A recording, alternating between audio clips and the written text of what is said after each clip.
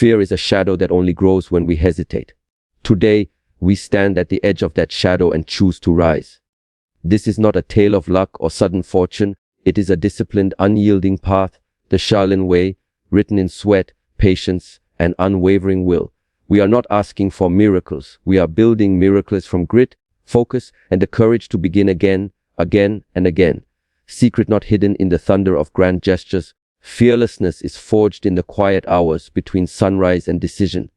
It is born where the body meets the mind, where breath becomes weapon and shield, and where the spirit learns to listen to the truth that lives inside every heartbeat. You can endure more than you think. The Shaolin path teaches us that fear is not vanquished by denying its existence, but by meeting it head on with preparation, restraint, and relentless practice. First, discipline is your foundation. The forest does not grow tall by wishful thinking. It grows through daily tending. The practitioner builds strength not in a single burst, but through consistent, often unglamorous repetition, meditative focus before each strike, correct alignment before every movement, and a calm mind that does not abandon you when the storm comes. Create a routine that trains your body to carry you when your legs tremble, trains your breath to stay steady when your heart races, and trains your mind to remain quiet long enough to choose the right action instead of the easy one. Second, fearlessness is rooted in awareness. Awareness is not surrender to anxiety, but a clear-eyed inventory of what is real and what is imagined. The Shaolin Way asks you to observe your fear without clinging to it, to name it, to study its patterns, and then to choose a course of action that aligns with your deepest purpose. When you know what you fear, you can ritualize your response. Inhale with intention, exhale with resolve, place one grounded foot in front of the other, and move. The moment you name your fear, you gain a handle on it. The moment you act in spite of it, you reclaim your power. Third, courage is practiced in the small acts that no one sees. It is choosing to show up when the bed is warm, when the gym is cold, when the work is hard, and when doubt creeps in. It is choosing mercy for yourself while demanding your best from yourself. Courage is not a rocket launch. It is a steady climb, hand over hand, one grip at a time. Each small victory chips away at the wall fear builds around you. Today's quiet decision to train to endure, to persist, to forgive, to begin again. This is the fire that becomes a blaze tomorrow. Fourth, mindfulness is your steady blade. The Shaolin path teaches stillness in motion and motion in stillness. In the heat of battle, a clear mind cuts through chaos. In the calm of practice, a focused body becomes a precise instrument. Mindfulness is not a retreat from life. It is the most practical way to show up fully. When you chant, when you strike, when you pause to breathe, you are telling fear, I see you, I acknowledge you, and you do not own me. In that recognition, you reclaim your autonomy. Fifth, purpose is your compass. Fear loses its grip when action is tethered to meaning larger than yourself. What is your reason for seeking fearlessness? Is it to protect someone you love, to contribute to a cause, to become the best version of yourself, or to show up for those who stand where you once stood? Write that purpose down, revisit it daily, and let it guide every choice you make on and off the mat. A clear purpose converts hesitation into momentum and doubt into direction. Sixth, resilience is your daily bread. The path is not linear. It wins, it frays, it tests you with falls and setbacks. In those moments, gratitude and stubborn resolve become your antidotes. Gratitude for the lessons hidden in failure, for the humility to ask for help when needed, and for the stubborn refusal to quit. Resilience is not about never falling. It is about always rising, learning, and advancing with deeper conviction each time you rise. Seventh, community is your shield and your forge. You do not walk this way alone. You invite mentors, peers, and you, yourself, to hold the line when fatigue tempts you to loosen. A circle that believes in your capacity can carry you further than you can go by yourself. Learn from the strength of others, share your own truth with humility, and let mutual accountability sharpen your resolve. Now is the moment to move. If you have been waiting for permission to begin, consider this your declaration. Today you start again. Today, you commit to a routine that strengthens body and mind. Today, you practice breathing through fear, not away from it. Today, you choose to endure the discomfort that comes with growth, knowing that discomfort is the price of a life lived fully and fearlessness earned. Decide on your first practice. Commit to it for the next 30 days and tell someone you trust about your commitment. Then do it again and again until fear becomes a whisper and your courage becomes your default. This is your moment. This is your path. Begin now and become fearless, one disciplined step at a time. Discipline is the foundation that supports every ascent, the quiet engine that turns intention into reality long before the wind shifts in your favor. It begins not with grand promises, but with the simple, stubborn decision to show up when no one else is watching, when the bed is warm and the clock is cruel, when your mind begs for excuses and your breath feels thin. The Shaolin path teaches that discipline is less about forced rigidity and more about precise alignment. A body tuned to respond, a mind trained to choose, and a heart committed to the long game. It is the daily act of choosing the next right move, even when the last one failed, the willingness to start again from zero after every setback, and the stubborn insistence that small, repeated acts accumulate into formidable momentum. In practice, discipline manifests as a habit architecture that fuses intention with action. It starts with a clear, specific routine, timed sessions of breathwork to steady the nervous system, deliberate warm-ups that align joints, ligaments, and muscle memory, and a progression of movements that challenge rather than merely soothe. It means designing the day so that the first win is not a flashy triumph, but a small, non-negotiable action you perform regardless of mood, a controlled exhale to reset the fight or flight response, a precise posture to anchor attention, a single meaningful reps count that you honor before any distraction can steal your focus. The goal is not to become perfect overnight, but to become reliable tomorrow, then again the day after, until reliability becomes your second nature. Beyond the mechanics, discipline is a culture you cultivate inside yourself. It is a relentless audit of choices: what you eat, how you sleep, how you breathe, how you respond to pressure, and how you treat yourself in moments of fatigue. It requires honesty, the courage to admit when you have slipped, the humility to adjust, and the tenacity to begin again without dragging past excuses into the present. It also demands scope. You must discipline your senses to stay present in the small, almost invisible steps that accumulate power. Counting repetitions with intention, maintaining alignment while your thoughts drift, and returning your focus to breath when the mind wanders into doubt or distraction. The ritual becomes a map that shows you where you are and where you must go, a compass that keeps pointing toward growth even when the terrain grows steeper. Discipline is the bridge between vision and reality. It is not a momentary sprint, but a patient march that outlasts fear and fatigue. It teaches you that progress is not a single thunderous event, but a chorus of quiet, consistent notes, each repetition a brushstroke that adds depth to the broader portrait of your life. When you face the inevitable days of resistance, discipline invites you to lean into structure, to trust the process, to honor the micro choices, to commit to a rhythm that your future self will thank you for. It is the stubborn, unglamorous practice of turning intention into action day after day until the pattern becomes your protection, your power, and your path. Routine after routine, carry yourself forward. Fear is understood, not denied. It is a living signal that travels with you, not a ruthless enemy you must annihilate. When you pretend fear doesn't exist, you hand it the power to crouch in the corners of your mind, to whisper in your ear and distort every small choice into a potential catastrophe. To master fear, you must first invite it into the light, name its shape, and listen to what it truly wants to tell you. The voice may tremble, but its message is rarely as dramatic as the script your imagination writes for it. Often fear is a warning system, a compass that points toward what matters most, your fragile edges, your highest stakes, your deepest commitments. When you pause to listen, you discover that fear is not a sign that you should retreat. It is a reminder that you are attempting something meaningful enough to matter to you at the core. Understanding fear begins with shifting the lens through which you view it. Rather than labeling fear as an absolute barrier, you categorize it as information: where it comes from, how it grows, what triggers it, and how it dissipates once you step toward it. You map its territory the way a navigator reads the sea, recognizing the ripples on the surface, the undertow beneath, and the currents you can ride with the right technique. This cognitive reframing changes the relationship from one of war to one of partnership. fear becomes a training partner that sharpens your senses, reveals your gaps, and sets the pace for your growth. By naming what you fear, you take away its mystery and reduce its power to derail you. The practice is not about suppressing fear, but about processing it with discipline. It starts with a deliberate breath, a controlled inhale that steadies the body, followed by a measured exhale that lowers the tremor in your voice and steadies the nervous system.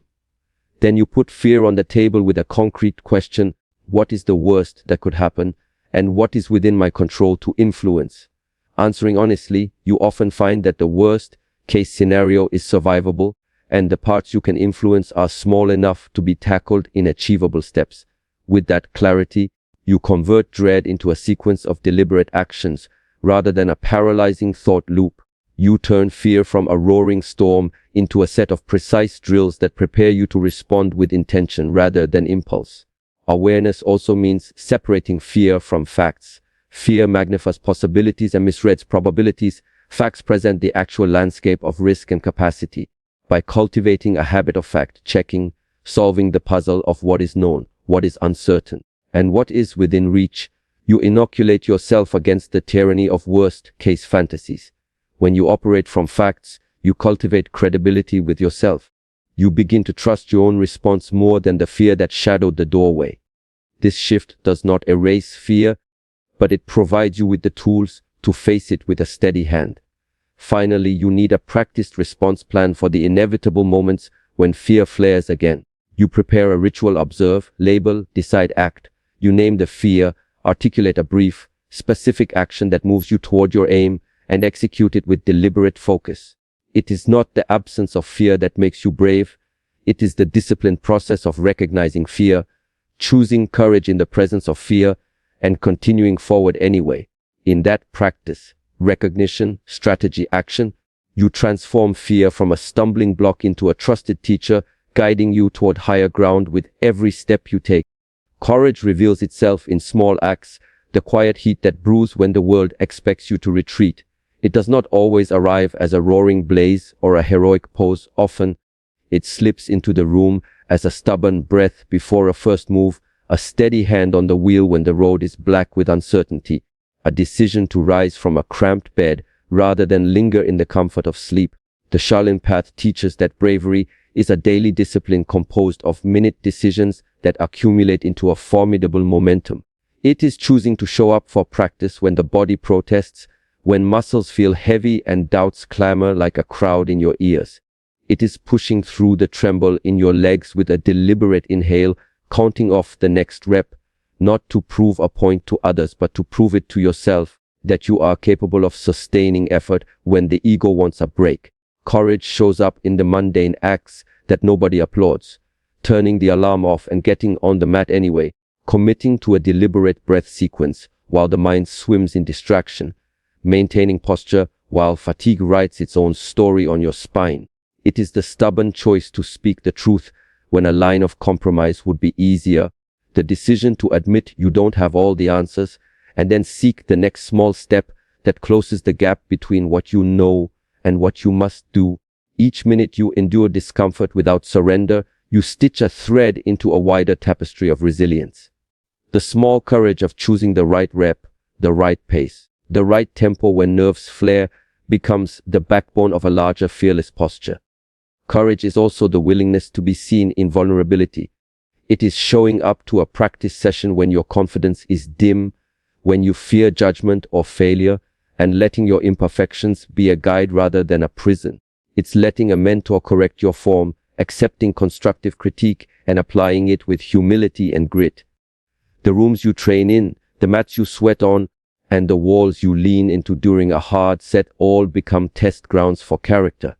The courage embedded in these moments is not about pretending you're never afraid. It's about recognizing fear as the signal to align with your intention and proceed anyway, with form intact and heart attentive. Another facet is consistency, the stubborn daily repetition that builds trust with your own capabilities. Courage is the decision to repeat what matters even when results aren't immediate. It's the patience to build a skill through dozens of tiny refinements, tightening the stance, smoothing the breath, refining the focus, then repeating until the improvements feel almost invisible and yet undeniable in their cumulative effect. In this slow, methodical devotion, fear loses its edge because you have demonstrated time and again that you can act despite the inner whisper that says, quit now. Or courage in small acts also means kindness to self in the face of struggle. It means setting boundaries that protect your energy so you can give your best when it counts, forgiving yourself when a misstep occurs, and returning to your practice with the same honesty you began with. Courage is not a singular flame, but a steady, bright ember that never quits feeding itself.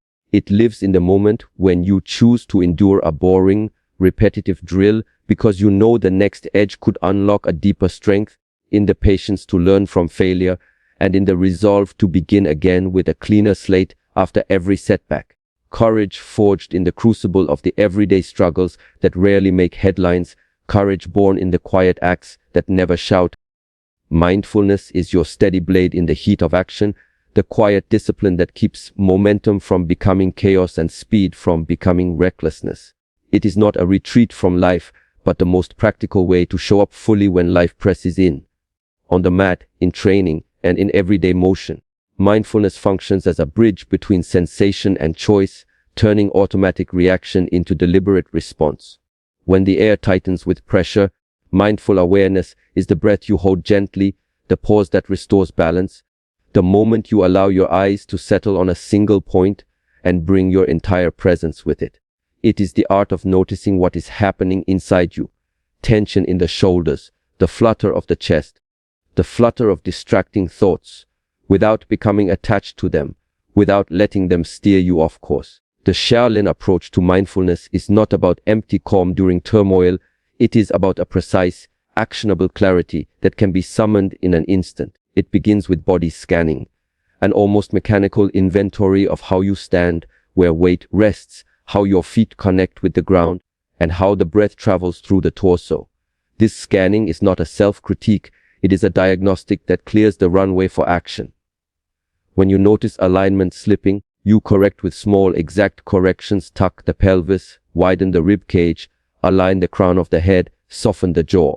These micro adjustments matter because they compound into steadiness when the room grows loud with uncertainty. Mindfulness teaches you to keep your attention anchored to the present task rather than spiraling ahead to imagine consequences. Breath becomes your primary instrument for maintaining focus. A practiced breathing pattern can quiet the nervous system and reset the heartbeat's tempo, turning marked agitation into a controlled rhythm. In moments of pressure, you employ a cadence: inhale through the nose for a deliberate count, pause, exhale with the same precision, and recenter. This is not a trick but a training. The breath is both shield and compass, signaling when you need to slow down and when you can push a fraction more, guiding your decisions with a reliable inner tempo. With breath as a steady drum, your body follows with coordinated movements, and your mind stays present enough to detect a subtle shift in technique or timing that could separate success from stumble. Mindfulness also sharpens your perceptual accuracy. You tune your senses for the faint cues that reveal the next right move, the slight lean of a hip, the micro shift in weight, the pull of gravity as you pivot. By reading these signals, you can adjust before fatigue erodes form. This heightened awareness makes you more adaptive, ready to switch gears from a low, compact stance to a higher, expansive reach without losing integrity. The goal is not to become robotic, but to cultivate a fluid stillness that allows you to respond to changing conditions with precision rather than panic. In practice, mindfulness becomes a daily ritual embedded in every set, rep, and breath. You pause before every action to confirm intent. You maintain a quiet inner dialogue that filters distractions, and you finish each movement with a return to stillness, a moment to observe the afterglow of effort and the clarity that follows. The habit of mindful repetition transforms ordinary practice into an instrument for clarity, purpose, and unwavering presence, so you can meet any challenge with a calm center that remains unshaken as the world swirls around you, and you carry that calm into the next moment, the next drill, the next test, with awareness intact, and you are ready to respond rather than react. You can feel the ground beneath you and hear the quiet call of focus guiding you toward the precise action that honors your training and your higher purpose. And in that space you discover that the mind, when trained, becomes a trusted ally on the path to mastery. Purpose fuels relentless progress, the electric current that threads through every choice and carries it forward when fatigue begs for surrender. When you tether your actions to a meaning larger than your own instant comfort, motivations stop being fickle feelings and become actionable commitments.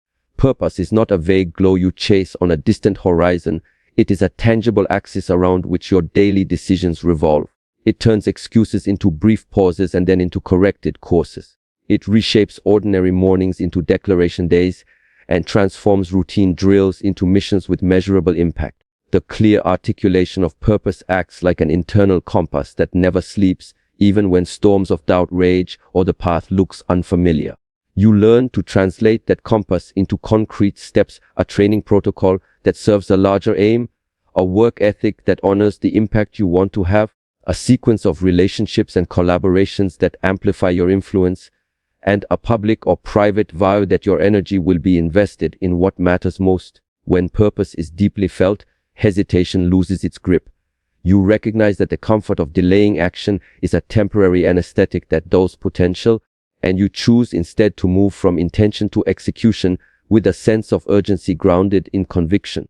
Purpose reframes setbacks as data points on a longer map rather than as final verdicts.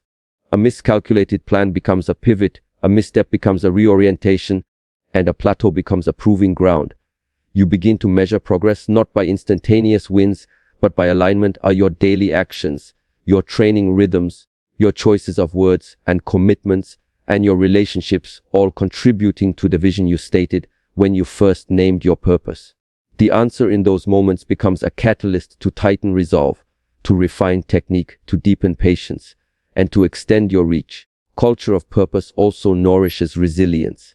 When the environment grows hostile or the timeline tightens beyond what you believed possible, the sense that you are moving towards something meaningful gives you endurance you did not know you possessed. It is easier to endure soreness if you know the hurt is not for nothing. It is easier to take a risk if you can see how the risk serves something you deeply value. This connection to purpose fosters a willingness to endure, to learn, to iterate, and to persist through the unseen costs of growth. It invites you to cultivate a long-term mindset that balances ambition with responsibility, vision with discipline, boldness with humility. Impact becomes personal as well as collective. When your purpose touches others, family, teammates, communities, or causes, you become part of a larger narrative in which your ordinary acts of training, study, and leadership echo outward in ways that inspire and uplift. The energy you invest in your own development returns to the world as better decisions, steadier presence, and the readiness to show up for others when they need it most. Purpose thus becomes both a private vow and a public invitation, a reminder to uphold standards when no one is watching, and a call to invite others into the possibility that they too can choose courage, discipline, and growth over complacency. And in this exchange, your drive becomes contagious, a current that can lift entire teams, families, and communities toward higher ground. Resilience is not a dramatic thunderclap, but the steady, stubborn weather that holds your course when the storm of life feels strongest. It thrives in the margins of effort, the quiet commitment to show up on days when the body complains, when the mind negotiates with fatigue, and when the heart whispers for ease. The Shaolin discipline teaches that resilience is built not by avoiding pain, but by grafting the capacity to endure onto the scaffold of daily practice, the small, often invisible choices that accumulate into unshakable steadiness. It is the decision to reset after a misstep, to reattach focus after a wave of distraction, to rejoin the line after a stumble, and to keep moving with the same posture and intention no matter how imperfect the moment appears. In practice, resilience shows up as contingency planning, preparing for the days when motivation falters, when soreness hangs heavy, and when external pressures push you toward retreat. It means having a repertoire of short, effective drills to regain rhythm, a simple breath protocol to recompose the nervous system, a plan for nutrition and rest that sustains performance beyond the glow of new enthusiasm. It is the discipline of owning your recovery as fiercely as you own your grind, sleep routines that honor healing, mobility flows that release accumulated tension, and the humility to seek help when your edges grow dull. By treating recovery as an active investment, you convert weakness into the raw material of renewal.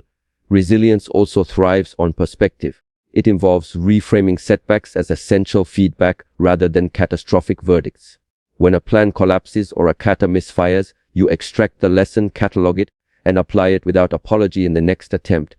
The mind trained in resilience learns to read failure not as a door closed, but as a doorway that opens into wiser strategies. This mindset shifts the emotional weather from despair to curiosity, from self-attack to constructive self-talk, from "why me?" to "what now?" The shift is not denial but recalibration, a precise tuning that preserves momentum while you repair and retool. The social dimension of resilience cannot be overlooked. A supportive circle, a mentor who reflects truth with care, peers who keep you honest, and a culture that rewards steady progress acts as a tensile force that strengthens you when your limbs feel weak. Shared adversity forges bonds. Mutual accountability becomes a force multiplier. When you know you are part of something larger than yourself, the burden of perseverance lightens because your energy is absorbed, redistributed, and redirected by the collective push toward a common standard. Finally, resilience is tested in the long arc, not just the short sprint. It is the daily decision to persist when the reward is not immediate and when the path looks repetitive. The true measure is staying the course through seasons of scarcity and abundance alike, keeping your integrity intact while you adapt your tactics to the shifting terrain. It is about cultivating a quiet stubbornness that refuses to quit, a patient intensity that recognizes growth in the slow, incremental gains. And when the moment comes that you can stand again after the fall, you stand not with bravado, but with the quiet confidence earned through relentless, patient repetition, and you rise again stronger for it.